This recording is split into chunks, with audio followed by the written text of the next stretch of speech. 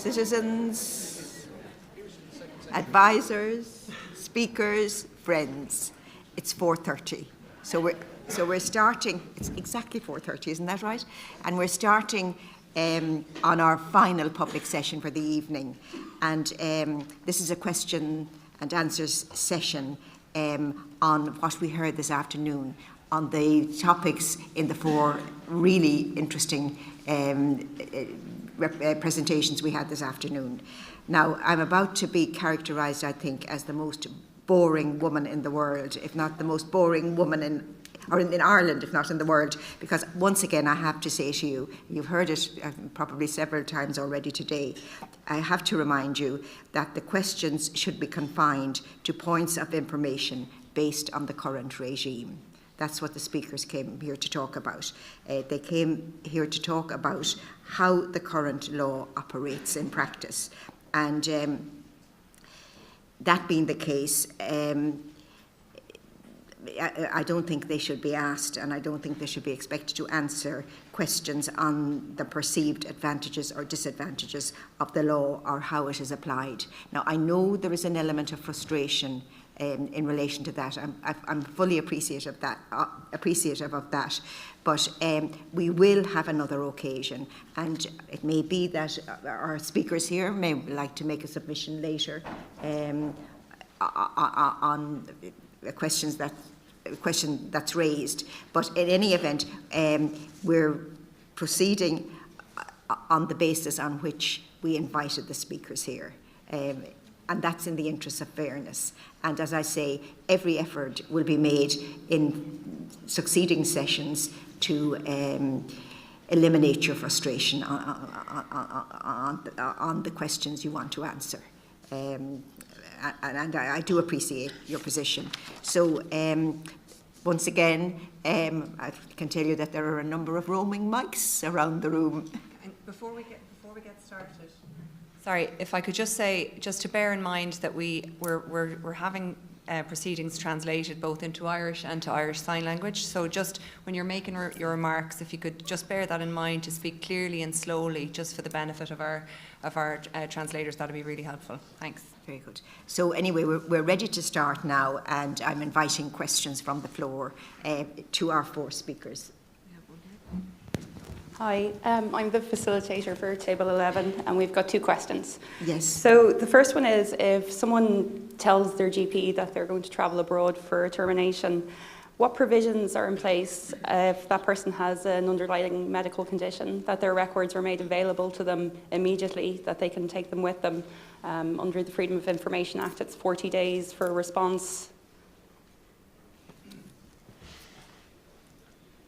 In practical terms, this is a situation, and the way that it would be practically addressed by most of my colleagues and myself would be to immediately provide a copy of the medical records on the spot.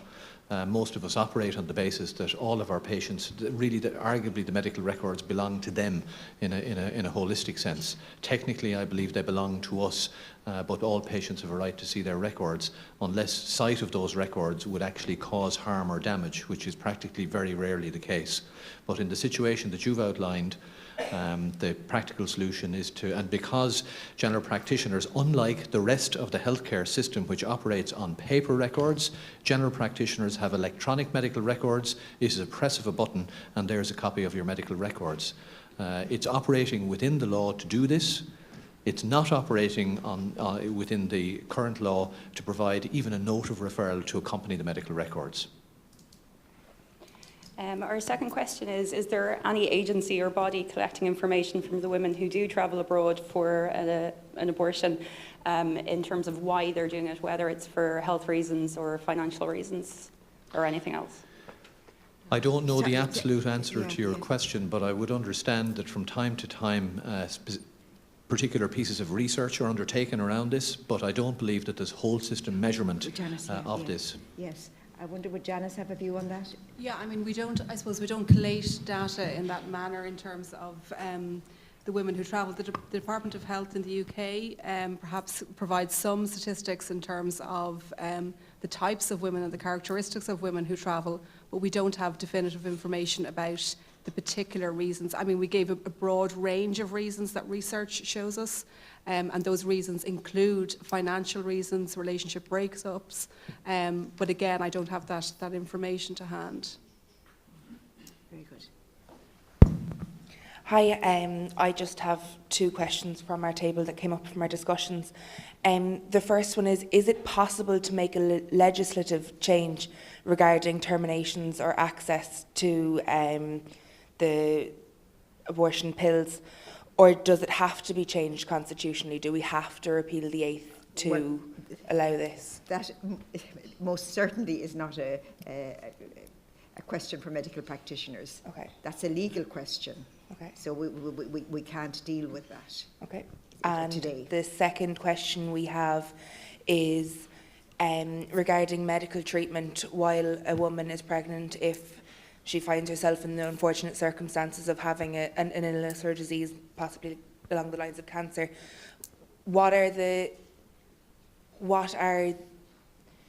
Can she get any treatment that she wishes, or does she have to take into account the unborn baby, or can she just say for cancer, just go and get chemotherapy and see what happens? Sorry. Thank you for the question. I just wanted to comment on the electronic chart, because on this Saturday coming, just for the Citizens Assembly, it's a new adventure for Ireland, an electronic chart, national chart for the entire country. Maternity services starts, launched in Cork on Saturday, and will be countrywide. It is the start of an electronic chart in every aspect of hospital care. So it's a massive change, but I would accept Brendan's point. General practice, as in everything else, leads the way. I'm happy to surrender to that. No, I think this, you've asked a question actually I would never have considered, because I think what you've said is, could a mother choose to have particularly, let's say, a chemotherapeutic agent that would be detrimental to the fetus? So, in terms of how, say, a mother with malignancy would be treated, it would be certainly at the time of diagnosis, depending on when in the pregnancy diagnosis was made, it would be considered in the context of what we've been talking about.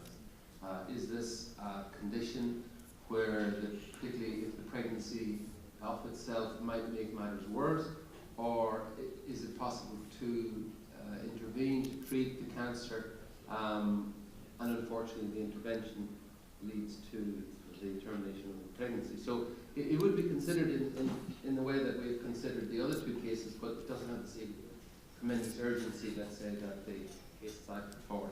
Now, what happens in practice, because I think we're here to say what happens currently, is that because of an awfully a much better understanding that has developed over the last 30, 40 years around chemotherapy and so on, an awful lot more options are now put to the mother. So it's got a lot more complex for us, actually. And interestingly, we probably are having a lot more pregnancies without an intervention in regard to delivery, because the mother has a cancer, because of an understanding about giving alternate options, tailoring doses, and in the past, for some cancers, we would have said, look, we need to intervene, and the intervention may involve surgery. The classic case in the past would have been cervical cancer, and that means a hysterectomy. And we did that, and that was part of the previous practice. Now what happens is that the mother has a lot of choices put to her and is engaged in a complex discussion, in a balanced discussion. And it's certainly, since 2013 I haven't seen a case, but there would be cases that would come up where the option was a termination, for instance, and then a form of treatment. I've never come across a case where a mother has asked, and this just doesn't happen, so I don't know how you can put it. I've never seen a case where a mother has asked for treatment which she feels is inherently damaging to the fetus. What happens more commonly is that they discuss with the oncology team a range of treatment options. What's outlined to her is what would happen if she wasn't pregnant, what the usual phasing of treatment would be, and how you might manage this in pregnancy, depending on where she is, how many weeks. And it's a negotiated outcome.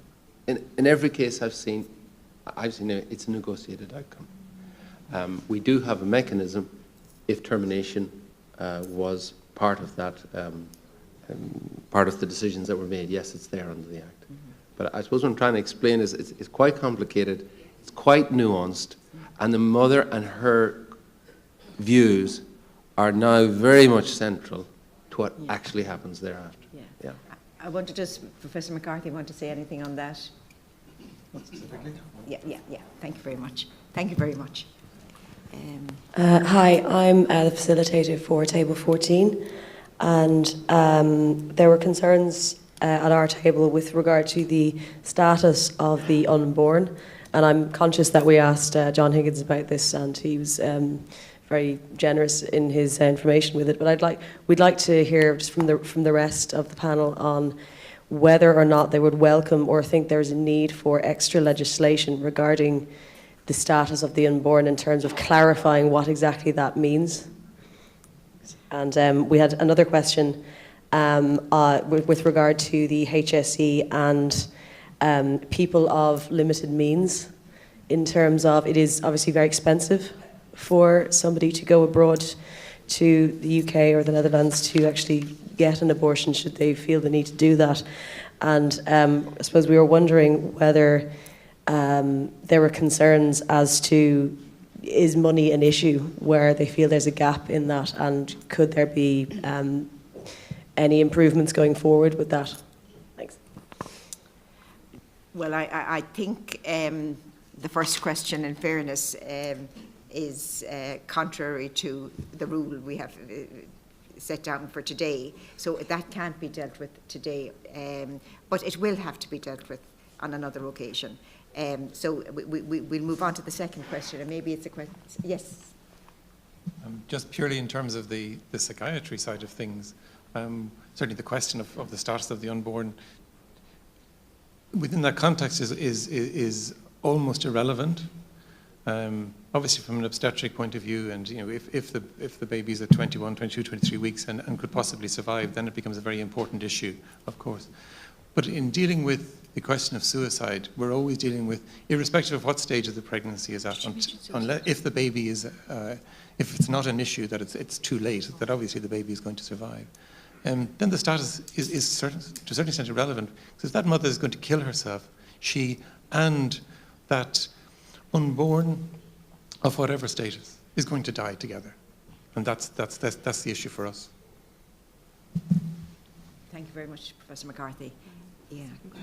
What? Limited means. The second question is about limited. Oh yes, and then we'll move on to the second question. I mean, the issue, I suppose I presented as well, was that women of higher earning power are more likely to travel for a termination, and I suppose that's for very practical reasons.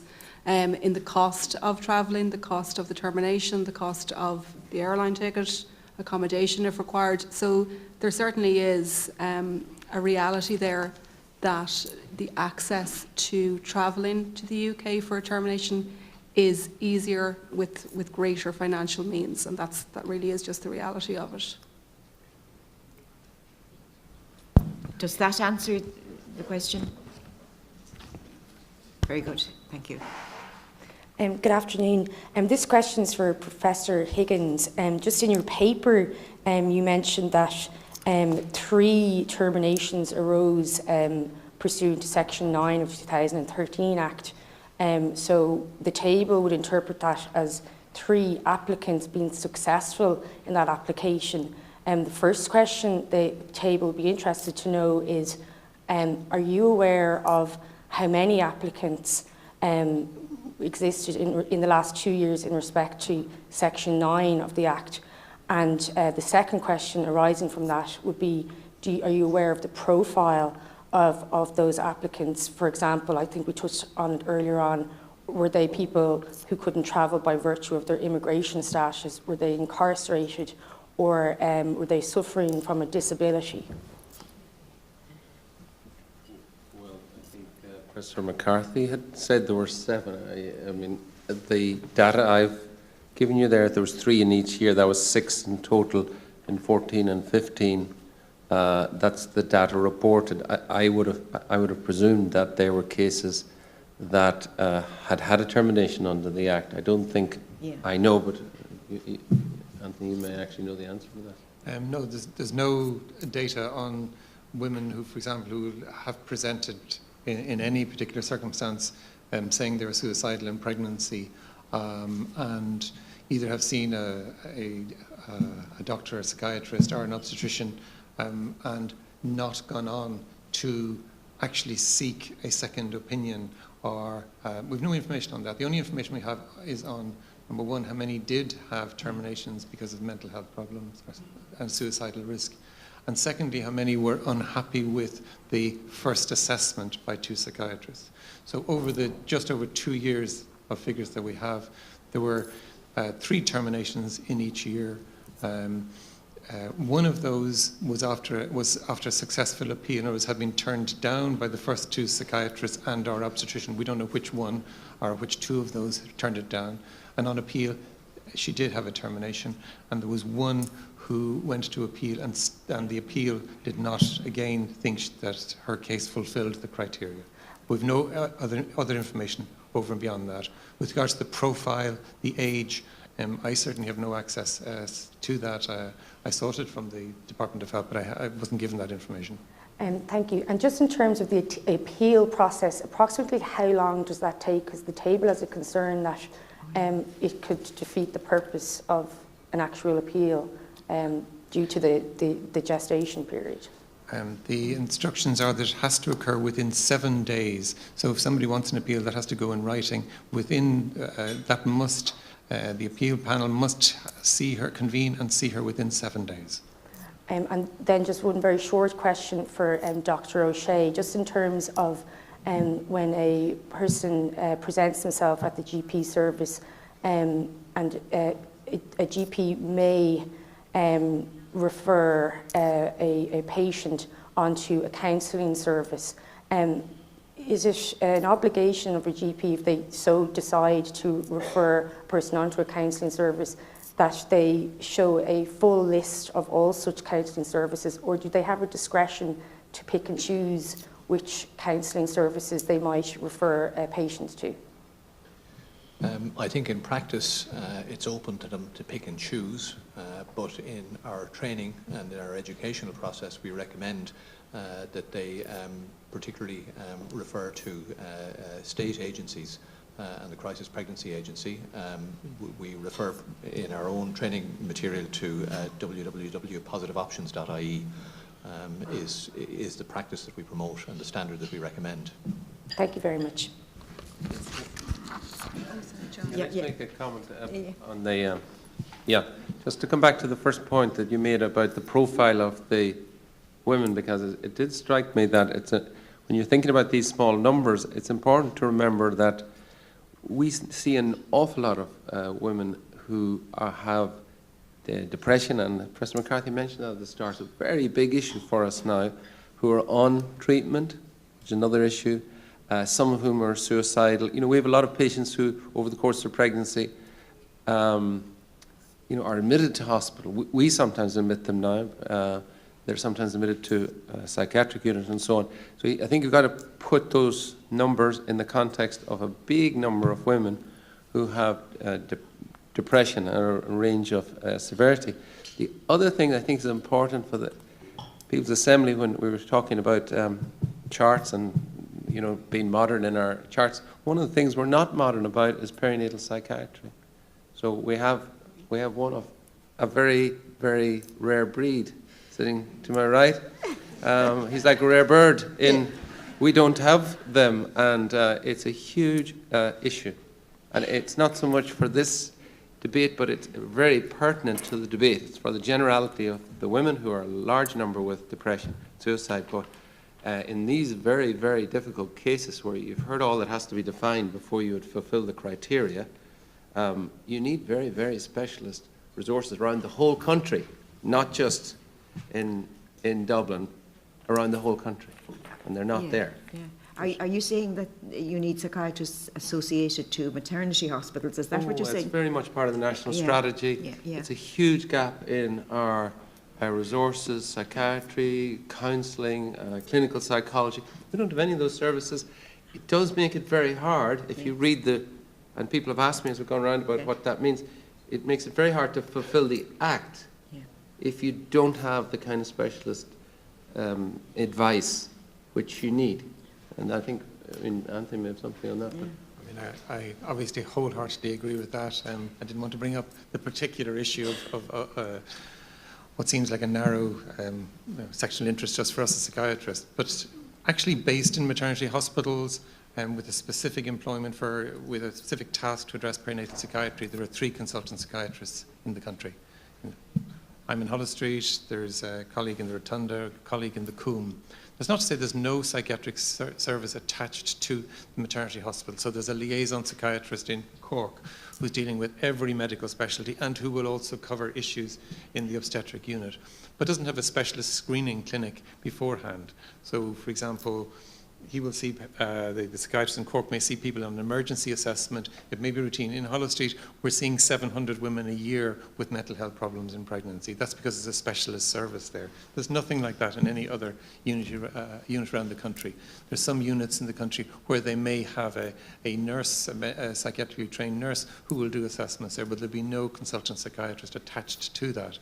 And the legislation, aware of that, has specifically said that is limited in the requirements of who those psychiatrists should be who see the women. All it says is that the psychiatrist should have treated a woman in pregnancy. So they could have seen one woman in pregnancy before and not be a routine part of their practice. Obviously, all psychiatrists are assessing suicide all of the time, every day of the week. That's part of our work. But the specific circumstances of pregnancy and these particular circumstances do require experienced people, experienced with the issues of fetal viability, experienced of the other changes and other aspects, and the complex picture of relationships in pregnancy as well. So yes, it's a huge deficit. And if there was to be one recommendation which is way beyond the constitutional issues which you're here to address, but outside of that, does this country need specialist perinatal psychiatrists attached to every obstetric unit in the country? Of course it does.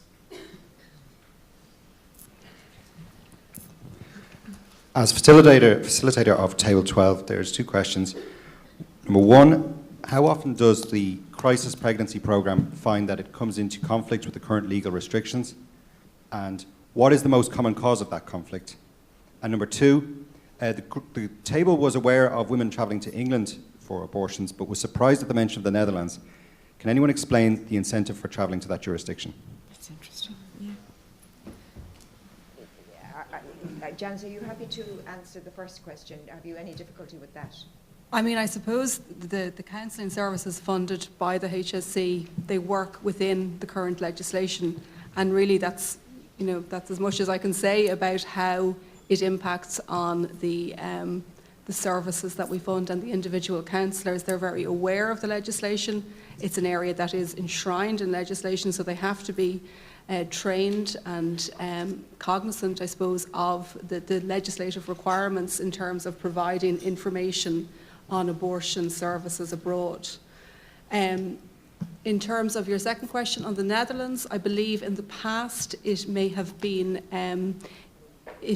easier to access abortion services in the Netherlands if people had different means of travel, and it became a destination, I suppose, in terms of abortion services that reached out perhaps to Irish women in terms of the availability of services, but those numbers have dropped significantly over the past few years. I think in the briefing document we provided, we can see I think maybe 15 women were seen to travel to the Netherlands in 2015. So really the UK is the most common destination for women to travel to.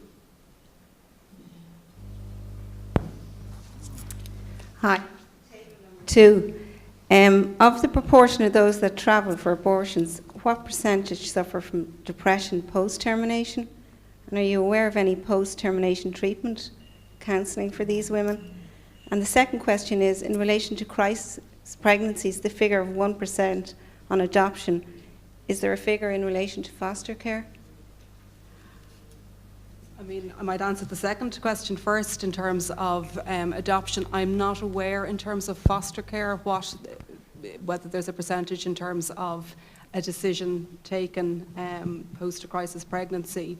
I mean, the numbers of adoptions, as I said, are very low. And really, it's put forward as an option if the woman seeks information on it. There are certainly specialist adoption agencies, the Adoption Authority of Ireland, specialist social workers that would work with women should they seek that option, but it doesn't seem to be an option that women are seeking in great numbers, and really the numbers of domestic infant adoptions reflect that. I don't know in terms of the numbers of domestic infant foster caring. I don't have those statistics. I think the first question, perhaps Anthony might have more information on that. With regards to the first, there's no specific Irish research on that. That hasn't been carried out. Research worldwide is controversial, and Irish, we are a very specific culture, so there may be differences here. The overall picture that comes across, and there's not consensus on this, but the overall assessment is that for the majority of women after termination of pregnancy, there's no major long-term mental health problems. That there are particularly vulnerable groups, and the vulnerable groups are those who have a history of depression before. So if they have a significant history of depression in other circumstances, or major mental health problems, the assessment, certainly at the time they're seeking that termination, really needs to be aware of that. Because, for example, if I have someone who's profound guilt, has an obsessional guilt about everything, and always blames themselves for everything, we know that's a particularly vulnerable person. So we need to be cognizant of that, and certainly in any assessment that would be the case. But we know those with major mental health problems, that potential damage to them of the termination, even if that's what they want, that has to be weighed up in a clinical way. That's the first factor. The other is that consistently across the world, women who are either put under huge pressure to have a termination, or women who are put under huge pressure not to have a termination, they are much more likely to have significant mental health problems afterwards because of that. That's what comes across. Yeah. Would anybody else like to say something on that post? Yeah. You've raised a very important question in terms of what services are available for people who are experiencing these difficulties. In general practice, because it's general practice, we do quite a lot of things, but we would estimate that probably about 1 in 3 of our consults, and we have north of 24 million consults a year, have a significant mental health element to it. The majority of psychiatry that's practiced in our health system is actually practiced by general practitioners and practice nurses. And the more severe end of the spectrum goes into secondary care psychiatry or community psychiatry. Part of what we do is that we are quickly and easily available for people who are experiencing significant mental health issues, and certainly we see this in practice. But Anthony's made a very eloquent and proper case for the need for more perinatal psychiatry. There is a strong, compelling case for more general practitioners, and I won't bore you with that, but the need is there. So we would hope that people do have access to primary care support where it's necessary. Yeah, very good. Thank you. I'm the facilitator for Table 10, and we have 2 questions. First of all, I think perhaps for Professor Higgins, we might have some clarification again, just in relation to the terminations and the differences in terminations between sections 7, 8 and 9 of the 2013 Act. And the second question, which is probably more direct at Janice, is in a crisis pregnancy situation, what is the current practice and experience in relation to the rights and the role of the father? Thank you. Okay. Again, if I get this wrong, there are enough lawyers here to correct me, which they're always wanting to do, I can assure you. But in simple terms, obstetric terms, the 3 sections, the only sections of the Act that really are very pertinent to us are 7, 8 and 9. So 7 is where you have the mother's life is in danger, really, from a physical problem. So the first two cases I put up were cases, one was infection, the other was severe preeclampsia. Both of those are Section 7, and two practitioners, one of whom has to be an obstetrician, but in practical terms, except maybe the case we were talking about, say a cancer case, you're really talking about two obstetricians usually who would have to confirm that it fulfills the criteria of the Act, and that the only reasonable intervention to save the mother's life is to do a termination. So that's Section 7. Section 8, I mentioned it, I don't know what group I was at. Section 8 would be the first case we mentioned with the woman's in septic shock at 2:30 on a Sunday morning. That's kind of the middle of the weekend. So that's the world the obstetricians live in, and that happens. And the Act is clear that if you've got an immediate risk, where you need to intervene, then one person can make that decision. You don't need the second consultant. And of course, it would be difficult sometimes, just in practical terms, to get a second person in a smaller unit. Someone made that point to me. If you have, say, a unit with 3 obstetricians and it's a weekend, there may only be one in the actual town physically available. So that's where you have an immediate situation. That's 8, Section 8. It's the same kind of disorder, but it's more immediate, and one person is going to make the decision. And then the Section 9 is the one that Professor McCarthy is talking about, which is where the risk is not physical. And I suppose what I said in my own talk was I don't like separating the cases like that, but the same scenario arises. There's a substantial risk to the mother's life. It is focused on pregnancy, because suicide could be something else entirely. And as Professor McCarthy said, then you need, I suppose, to be also convinced that the termination is the only, reasonable thing to do to save the mother's life. And that is more complicated. It's more uncommon than what we would be dealing with. You saw the numbers, 3 out of 25, so it's a minority. And it requires 2 psychiatrists, one of whom is attached to a maternity hospital, and an obstetrician. So it is more complicated. So there are the 3 parts. 7 is the broad generality problem. 8 is where it's urgent. And those 2 areas we've been working on for years. The Act hasn't really changed it very much. Suicide is Section 9, which is new. Is that a... Yeah, that's Judge, did I say anything? No, you've got it right. I mean, Section 8 is an emergency scenario. Yeah. And I suppose then, in terms of the role of the father, I suppose it is recognised by the funded crisis pregnancy counselling services that the father is there in terms of somebody who may need support, either with his partner around crisis pregnancy counselling or separate to his partner. And they can equally access free crisis pregnancy counselling through all of the funded services. So absolutely the role of the father is recognised, and it's acknowledged that he also needs support around a crisis pregnancy. I'm the facilitator at table 13. The question is for Professor Higgins. In case number 1, would the same procedure be followed at 25 weeks as it would be at 18? Okay, I mean, one of the questions I was asked in fact, the question was asked at every table, I think, was along the same lines, actually. Almost everyone asked it, which was this question about viability and its importance in thinking about these cases. I might just repeat the answer we gave, which was that somewhere between 23 to 24 weeks, we now start to have babies being born alive who survive. And that timeline is slowly moving down the way as our neonatal specialization and expertise has been improving. So it is different if you're making the decision. If you went, I think, use case 2, if I don't mind me asking you, use case 2 for a second.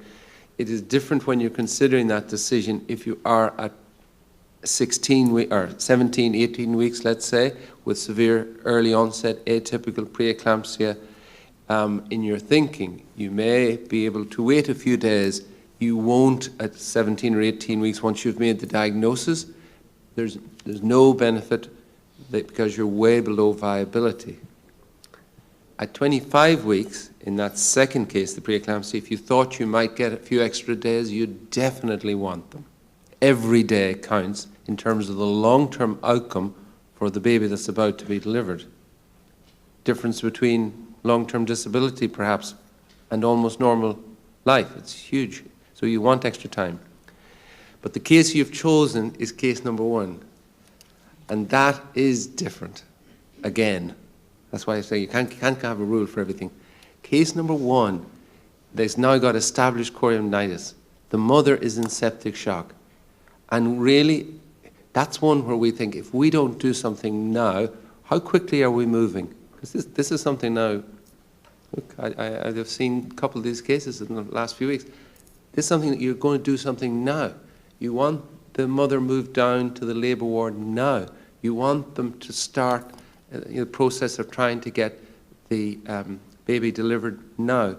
And it really doesn't matter in that scenario because there's such an urgency, and we don't alter our treatment, whether it's 18, 19, 24, 25, or 32 weeks. The treatment is the same. The treatment is the same. So the conditions are different, and you've picked in chorioamnitis, or I've picked as an exemplar, a case where once it's there, it's very clear, regardless of gestation, you must deliver. That's always been our practice. And sometimes in the reporting over the last few years, you mightn't have picked up on that. But in Ireland, we always practice in that way, and in every country practice in that way.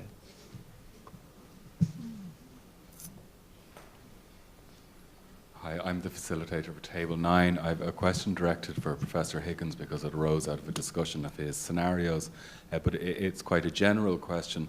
The table was concerned that do you and your colleagues face cases, difficult cases that come in, which you know from your experience, your knowledge, are going to end in induced delivery, but because of the state of the current law, does that cause you to delay your intervention until that illness has progressed to a certain stage of threat against the mother? I think that possibly the fundamental question is, would your intervention be quicker, medically indicated be quicker, were the current law not as it is now?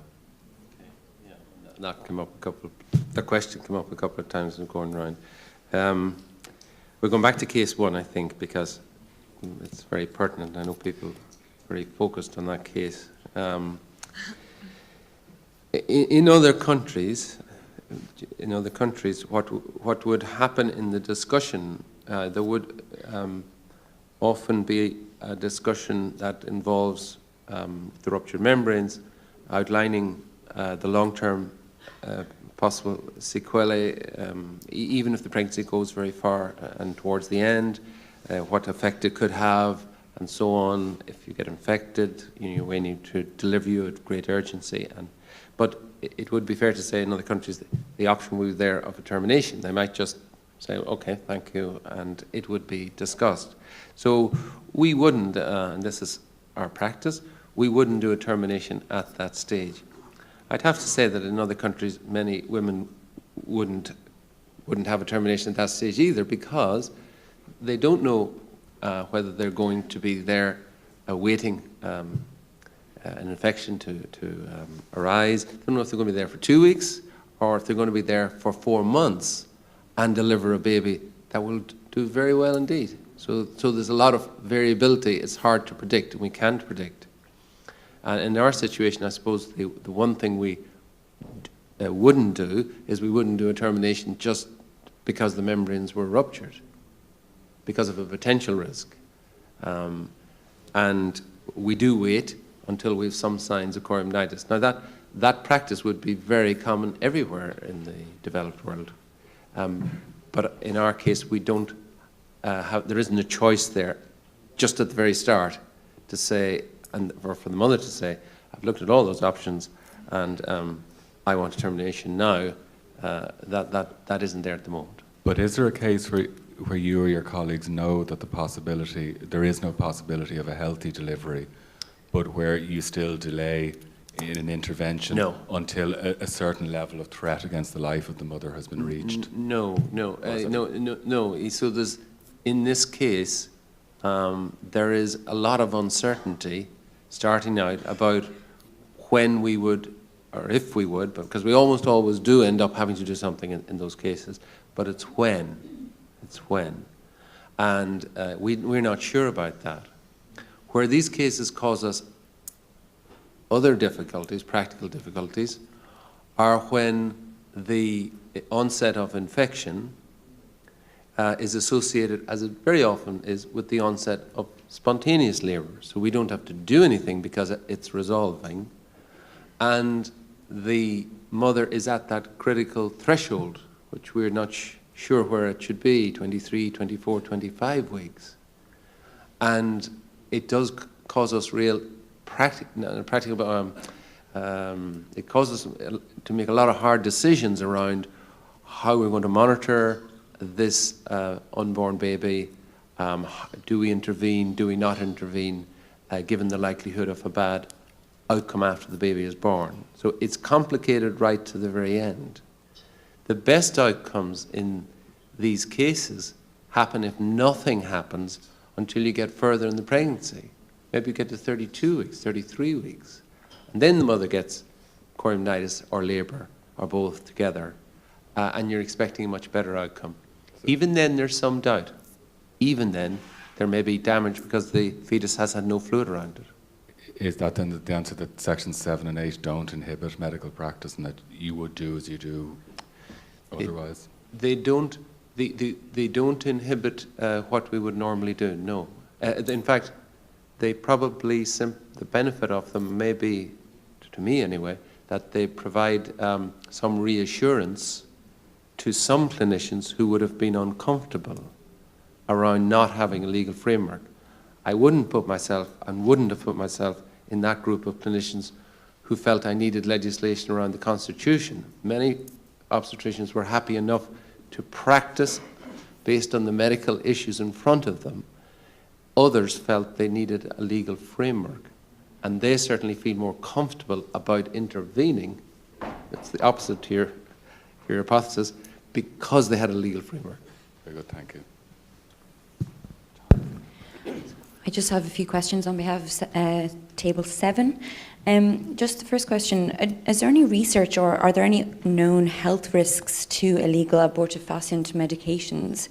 And then in relation to, just corollary to what Table 11 asked, GPs in Ireland, would they have any access to medical records from the UK clinics in respect of their own patients who have travelled for abortions and have come back then? And then finally, third question, in relation to doctors who have a conscientious objection, have there ever been any cases in which they simply couldn't bring themselves to give a list of other doctors, or are they even required to have leaflets in their clinics setting out a full list of available options, not necessarily to talk about them? So yeah, there are the questions.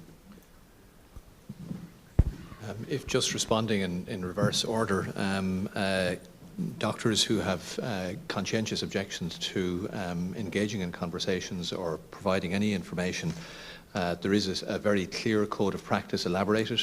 It's elaborated certainly through the ICGP in our training materials, but there isn't, as far as I'm aware, an absolute legal requirement. And I don't believe that, I don't know of any practices that, or any GP that would have a list of alternative colleagues displayed.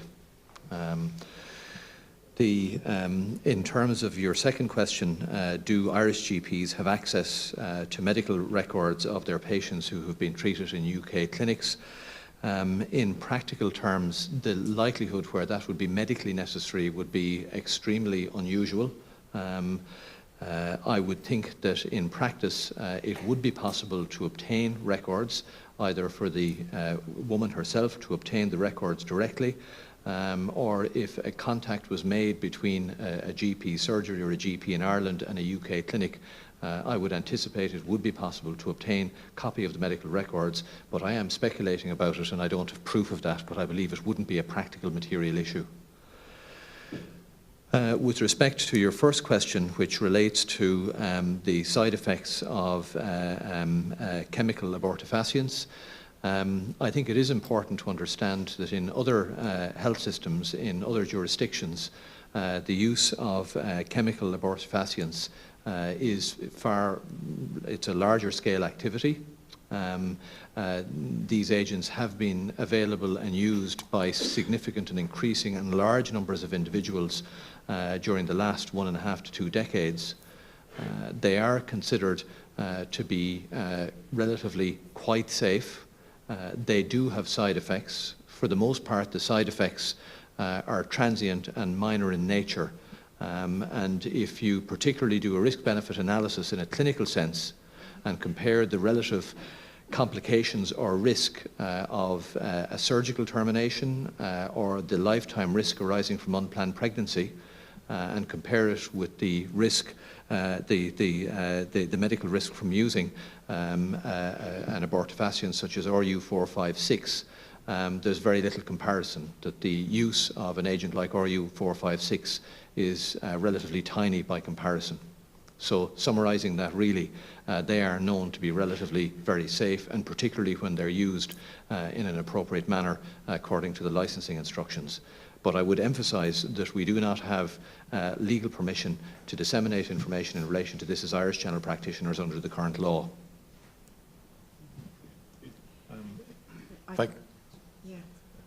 If I could just take up the question of the responsibility of the doctors who have moral objections to dealing with this.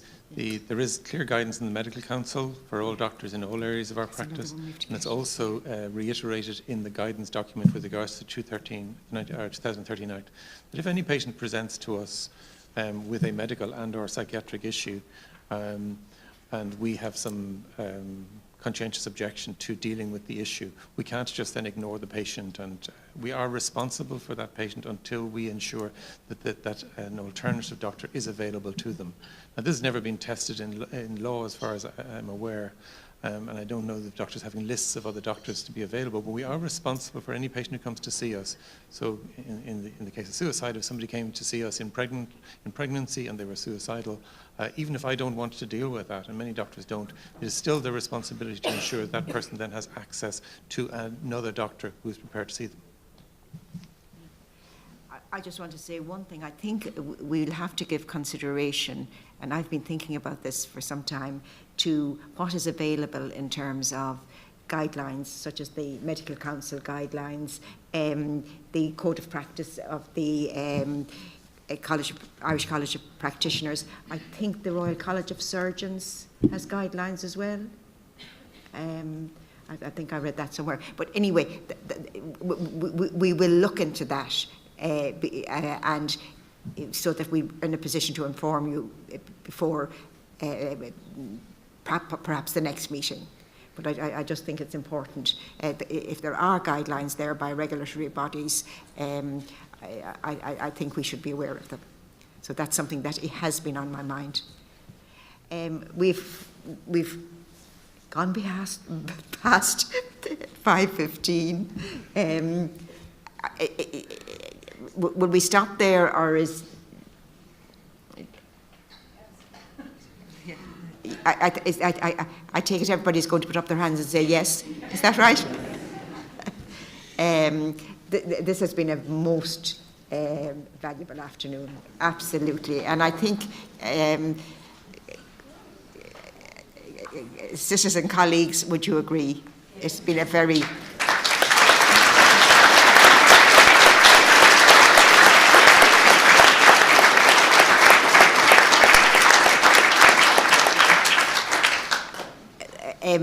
I'm very grateful to our 4 speakers for really an informative afternoon, and it is going to help our deliberations down the road. And We've had a long day. We've all been concentrating for a long time, and we'll call it a day now, and we'll go and relax for a while and have a good evening. Thank you very much.